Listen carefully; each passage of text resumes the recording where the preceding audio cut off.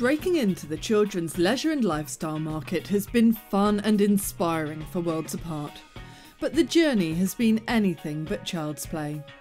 Today, the company turns over more than £25 million a year, but achieving such success has meant negotiating some steep learning curves. Worlds Apart was set up in 1983 by Simon Birchenough and John Stewart, two men with a passion for product design. Their first successful product line was a range of kites, and they quickly became market leaders in the UK and mainland Europe. But after a number of years, it became clear that further growth could only be achieved by redefining the scope of the business.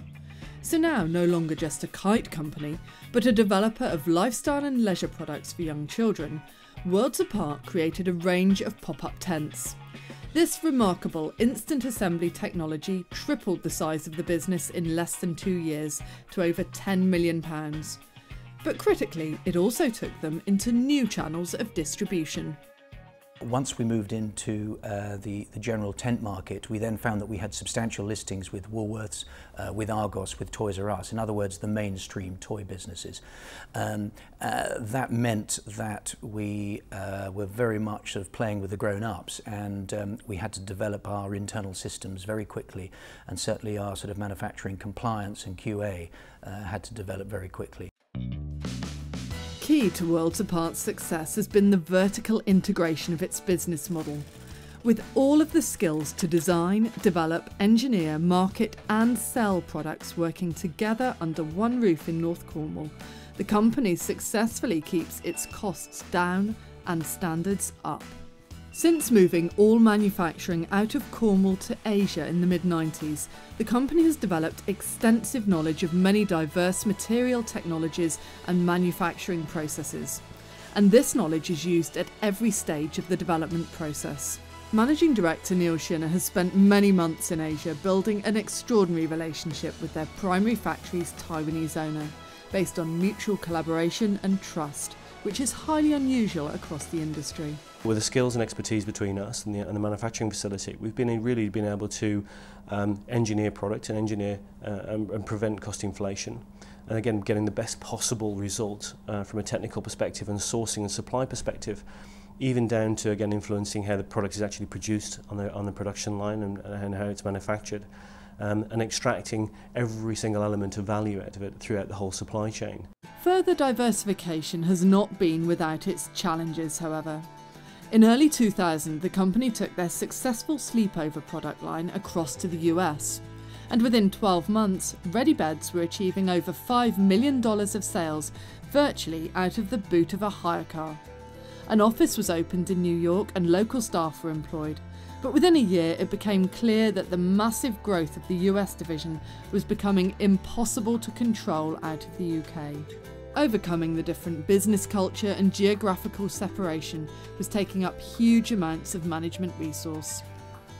It was taking the focus off really the heartbeat and the hallmark of Worlds Apart, which is our innovation and design. And by us being over in the States, yes, it was a huge opportunity, but we were being distracted. So after a couple of years of being out there, we decided to sell the Ready Bed business to a Canadian toy company and, in a sense, regroup over here and refocus on really developing product and innovating in the children's lifestyle markets. Sales of Ready Beds in North America exploded under the new ownership, generating significant royalty streams and establishing a model of licensing Worlds Apart's products to other third-party global partners that still exists today.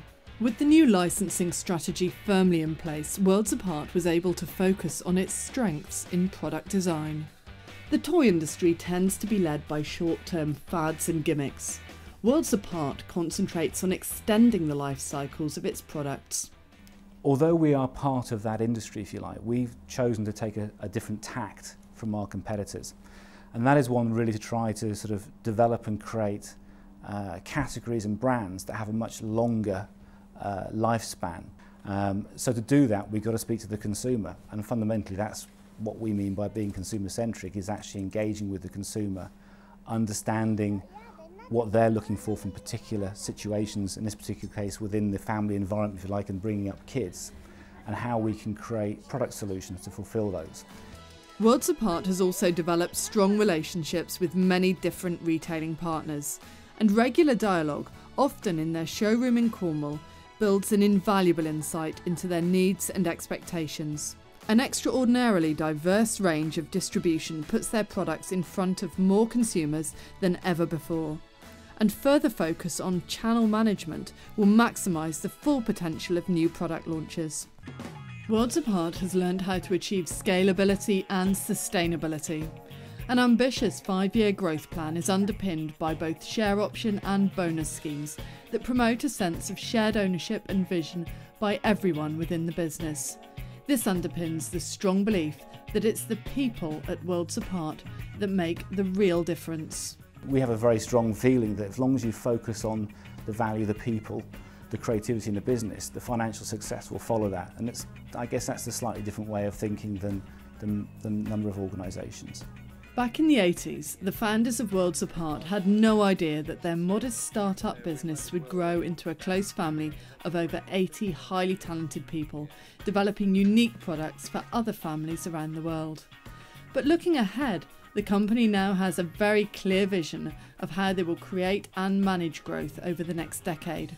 And the hard lessons of the past will go a long way to ensuring that the vision of today becomes the reality of tomorrow.